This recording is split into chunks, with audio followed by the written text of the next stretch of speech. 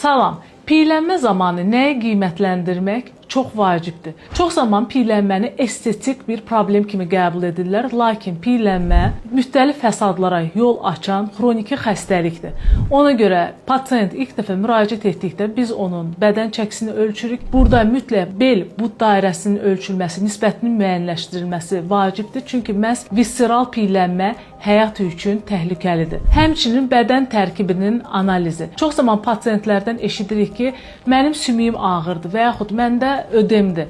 Bunun da qiymətləndirilməsi məhz InBody 270 cihazında bioimpedans metodu ilə əzələ kütləsi, pi toxumasının, suyun miqdarı dəqiq olaraq ölçülür. Ən vacib məsələlərdən biri isə piyələnmədən əziyyət çəkən insanda metabolik riskin qiymətləndirilməsidir.